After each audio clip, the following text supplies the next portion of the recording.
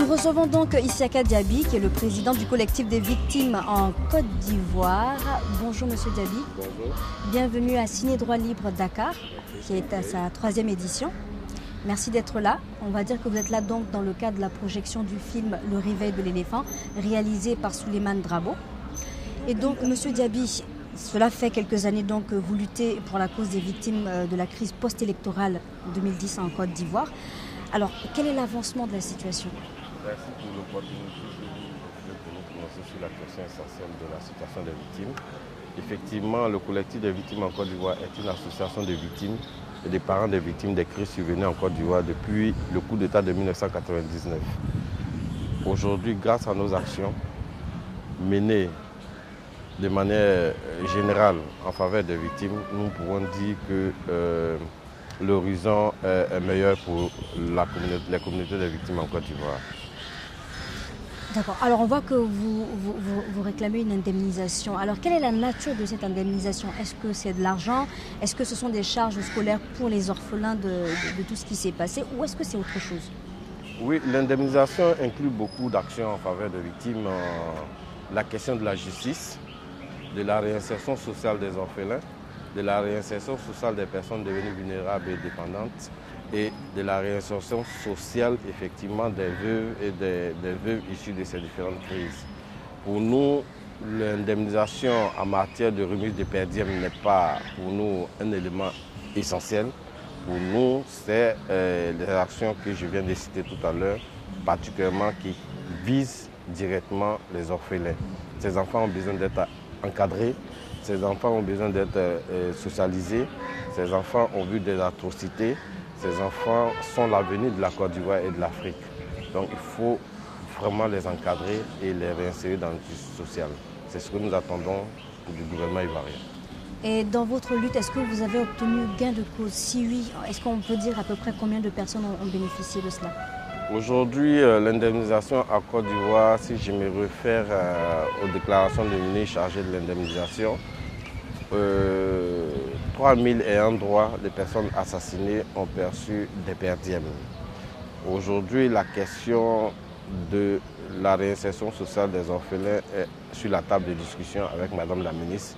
Nous avons espoir que d'ici peu, que ces enfants seront pris en compte dans le processus de l'indemnisation en Côte d'Ivoire. Très bien. Monsieur Diaby, alors beaucoup estiment que les rapports ont montré que la justice qui se déroule en ce moment même en Côte d'Ivoire est celle des vainqueurs. Vous, en tant que victime, quel jugement vous portez sur cela? D'abord, nous dénonçons avec la dernière énergie cette notion de justice des vainqueurs. Pour nous, la Côte d'Ivoire est en train de renaître avec sa justice. Depuis plus d'une décennie, l'impunité et la promotion des auteurs de crimes avaient été érigées en mode de gouvernance sous Laurent Gbagbo, ce qui a eu pour conséquence les répétitions de faits de crimes. En rappel, après le coup d'État du général Robert Gueye en 1999, il y a eu les événements de la crise électorale d'octobre 2000, en référence au charnier de Yopougon.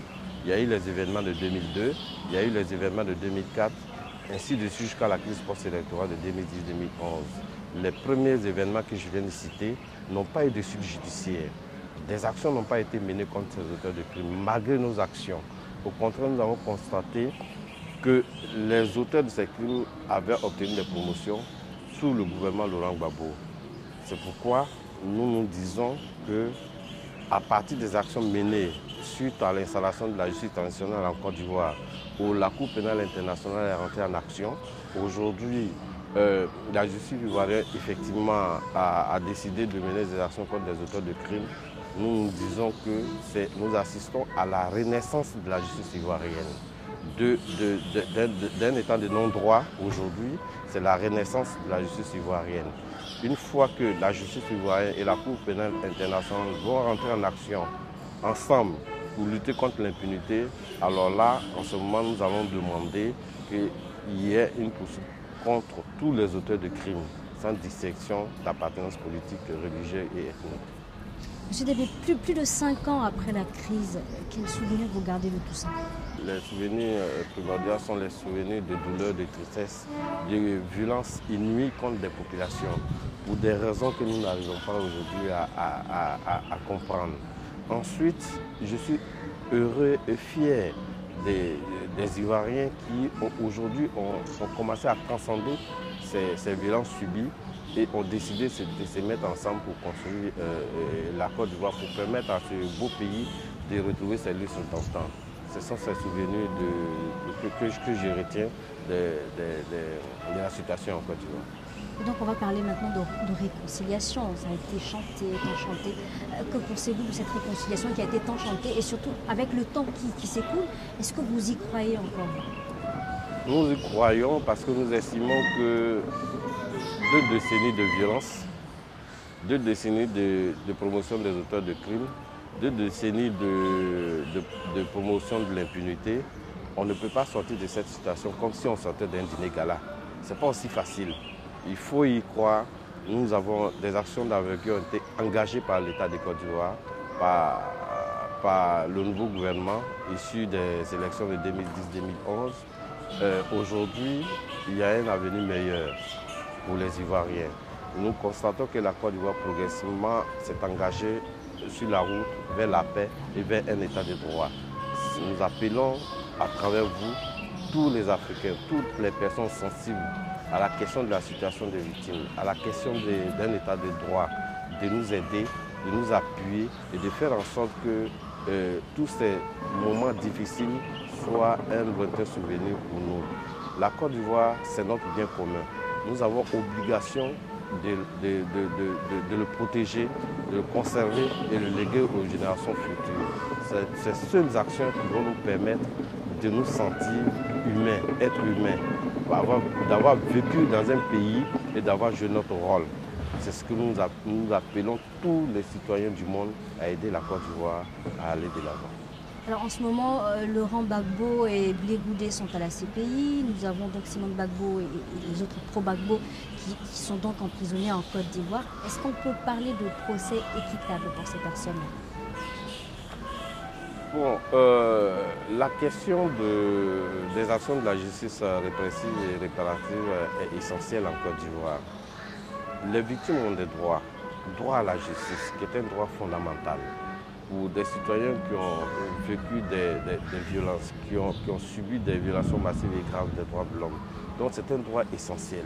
C'est à la demande des victimes que ces actions de la justice répressive sont mises en œuvre en Côte d'Ivoire. Donc pour nous estimons que la justice, les actions menées contre Charles Blé Goudé et Laurent Gbagbo et en Côte d'Ivoire contre Simone Gbagbo, c'est la renaissance de la justice ivoirienne et de la justice internationale. Nous devons jouer notre rôle pour permettre à ces 2 institutions de justice de rendre une décision équitable. C'est ce que nous avons inscrit, c'est les actions que nous avons inscrites au quotidien en nos programmes d'action en faveur de la mise en œuvre de ces processus. Très bien. Monsieur Diaby, nous sommes dans un festival qui parle de droits humains et de liberté d'expression. Sur une échelle de 10, en Côte d'Ivoire, quelle note pouvez-vous donner à la liberté d'expression et aux droits humains?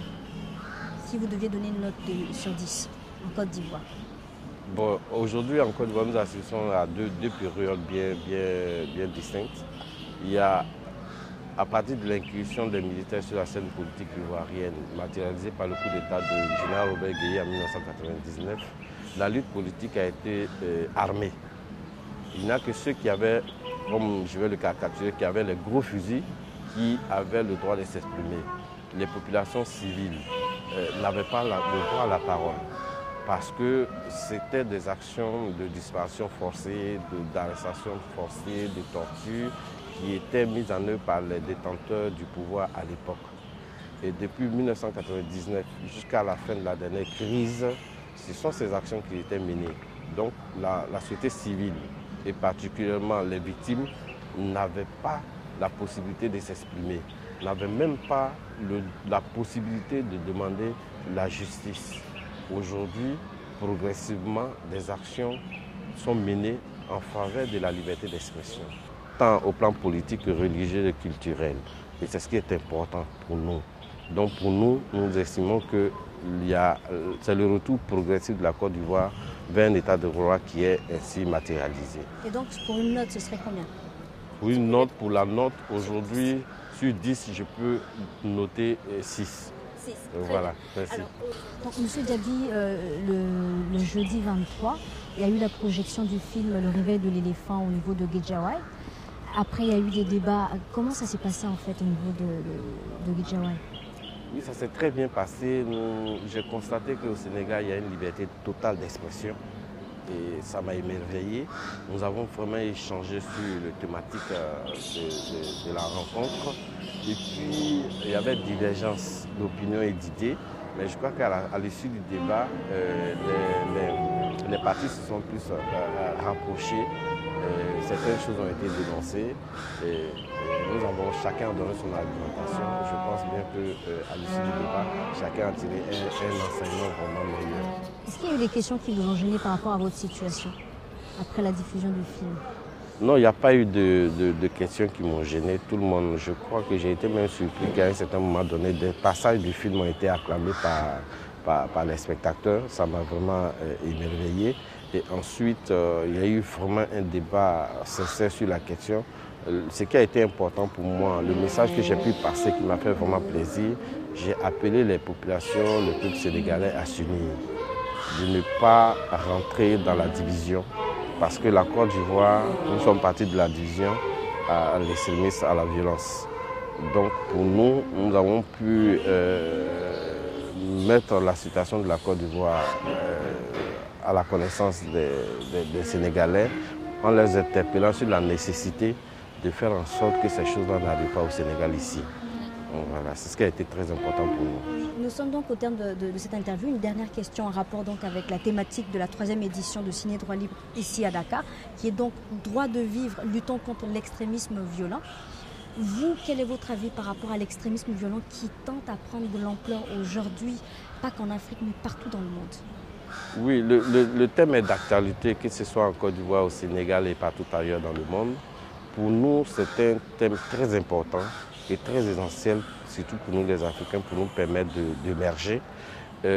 Pour nous, il faut qu'il y ait assez de communication autour du thème de cette année. Et aussi, il faut qu'il y ait assez de sensibilisation.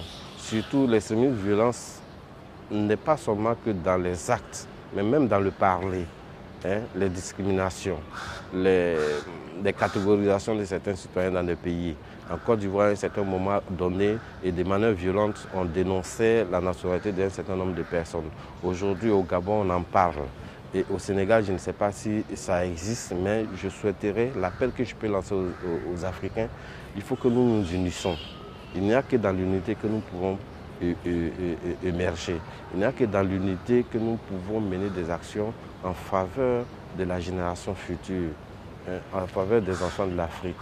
Donc arrêtons de nous diviser, arrêtons de mener des actions contre nos propres concitoyens lorsqu'il s'agit d'accéder au pouvoir d'État.